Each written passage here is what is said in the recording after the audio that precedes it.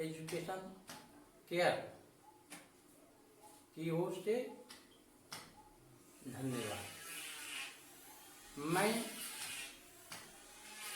Narayan Sharma class 4 SST first chapter India natural phenomena के बारे में बताने जा रहा हूँ। इंडिया नेचुरल फेनोमेना यानी प्राकृतिक घटनाएं। Location India is a diversity of many things. It is a small world in itself. Bharat अपने में एक संसार है। ये बहुत प्रकार से अंतर है। इसमें क्लाइमेटिक जलवायु का अंतर है। कहीं ठंडा जलवायु है, कहीं गर्म जलवायु है, कहीं धर्म का अंतर है, कहीं भाषा का अंतर है, कहीं गोरे काले का अंतर है। इस तरह भारतवर्ष विभिन्नताओं का देश है।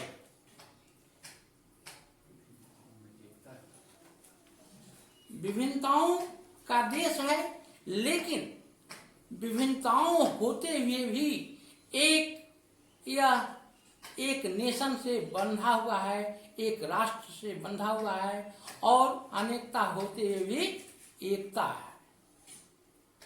इसका एक ही लक्ष्य है, भारत। इसमें भारत आपको चाइना के बाद it is 7th largest country in the world in area. It is second most populated country in the world after China. China. It has a variety of landfall. यहाँ की भूमि में भी अंतर है। कहीं पहाड़ है, कहीं समुद्र है, कहीं पठार है, कहीं समतल मैदान है। इस तरह से यहाँ विभिन्न प्रकार के स्थल है। विभिन्न ऊंचाइयों वाले या पठारी, हरियाली वगैरह वगैरह भागों में यहाँ के क्षेत्र बटे हुए। अगला ये है लोकेशन। दूसरा पॉइंट है एक्सटेंशन, इसका विस्तार। भारत कितना विस्तार में है, कितनी लंबाई और चौड़ाई में है। India is a very vast country because of its size. Bharat जो है बहुत बड़ा है क्योंकि इसका आकार बहुत बड़ा है, विशालतम। इट इज कॉल्ड सब कंटिनेंट या सब कंटिनेंट।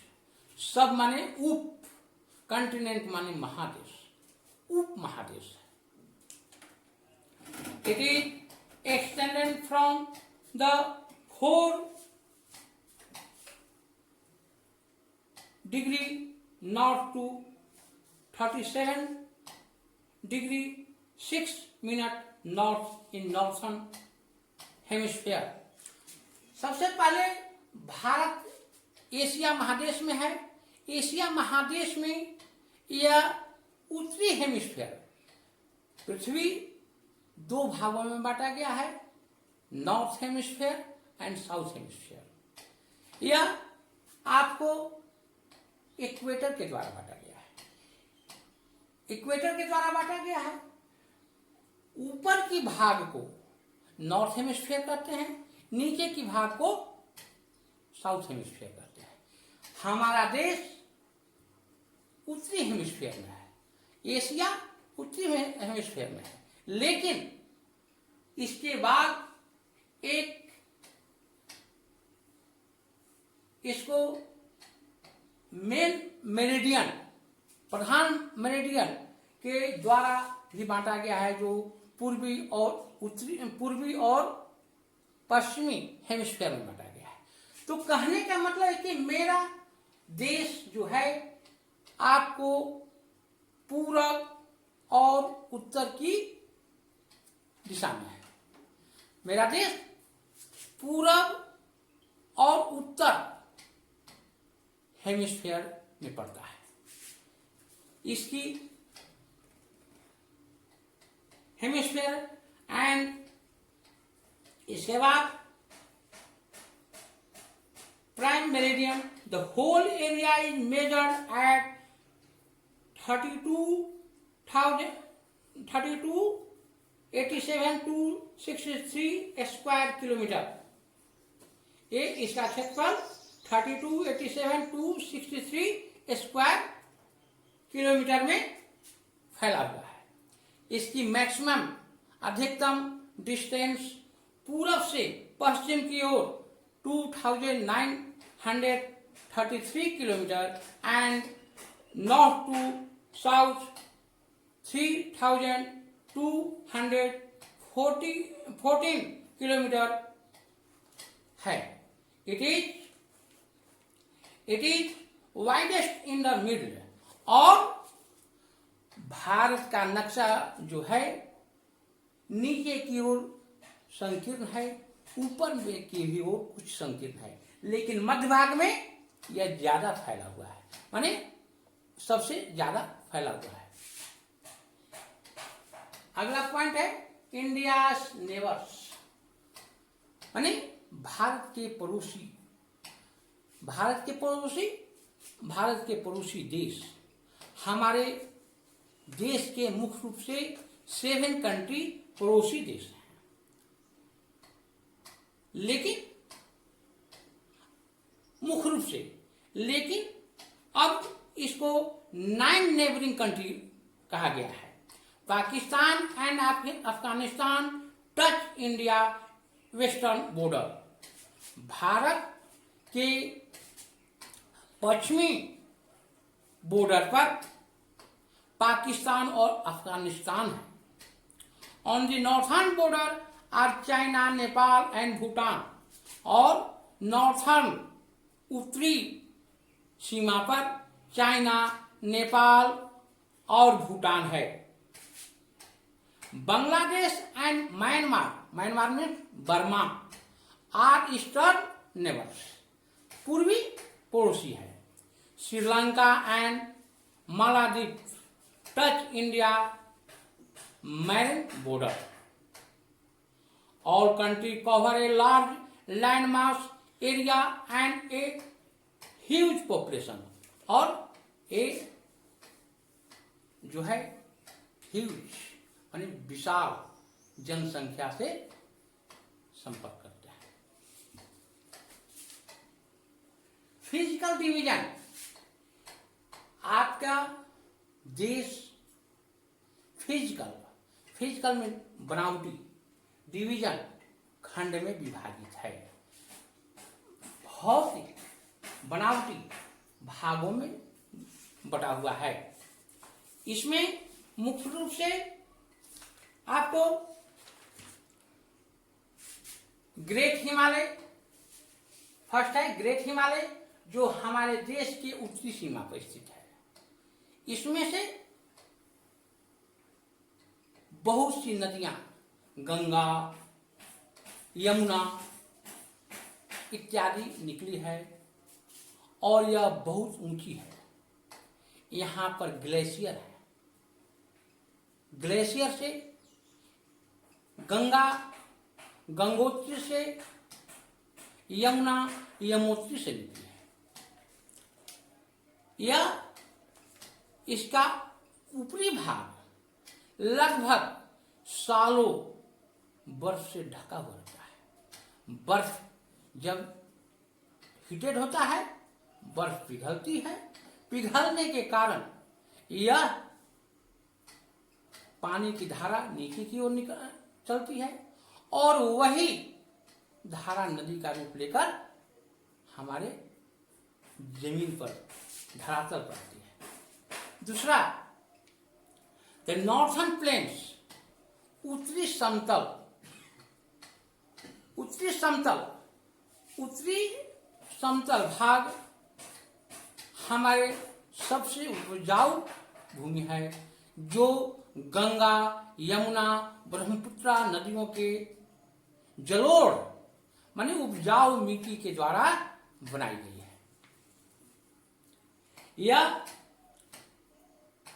यहां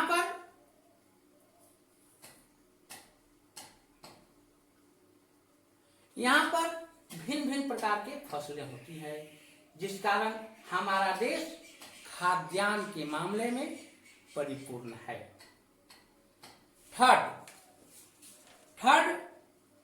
थर्ड डिजर्ट, थर्ड रेगिस्तान।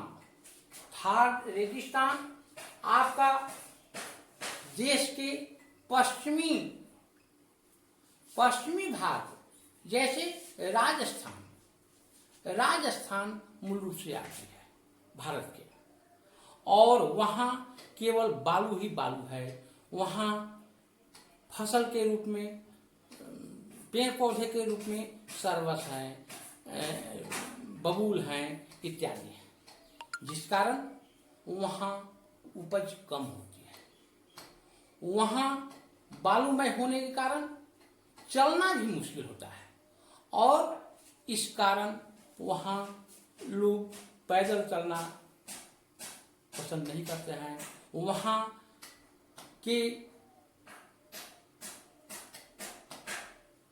परिवहन के रूप में ऊंट का प्रयोग किया जाता है। ऊंट को हम लोग द शीप ऑफ डिजर्ट कहते हैं, यानी रेगिस्तान का जहाज कहते हैं। Deccan Plateau. The Deccan Plateau lies in the peninsular part of India. It is famous for mines and minerals. पठारी भाग में मुख्य रूप से माइंस मिलते हैं, जैसे बिहार में से अलग कुछ वर्ष पहले झारखंड हुआ, वहाँ कोडरमा, हजारीबाग वगैरह जो हैं पठारी भागों से भरा हुआ है। इस कारण वहाँ अभ्रक, लोहा वगैरह वगैरह खनिज मिलते हैं, लवण मिलते हैं। अगला कोस्टल प्लेन। कोस्टल प्लेन माने होता है कोस्टल, समुद्रीय तटीय समतल मैदान, समुद्री तटीय मैदान, यानी समुद्र के अगल बगल के मैदान को, भूभाग को हम कोस्टल प्लेन कहते हैं। कोस्टल प्लेन में मुख्य रूप से peninsular part of India has coastal planes on both sides, यानी पेनिनसुलर पार्ट जो है भारत के, कोस्टल प्लेन जो हैं दोनों साइड होते हैं, पूरब और पश्चिम, eastern and western. Eastern coastal plain are divided into two parts, northern Circars and Coromandel coast. Western coastal plain is also divided into two parts, Konkan coast and Malabar coast. The coastal plains have many geographical features like lagoon, delta, etc. अगला island of India. Island माने होता है प्रायद्वीप, भारत का प्रायद्वीप, बंगाल की खाड़ी और अरब सागर। ये India has a number of island, they are located in the Bay of Bengal and Arabian Sea. Island located in the Bay of Bengal is called Andaman and Nicobar island, the Arabian Sea island are known as Lakshadweep.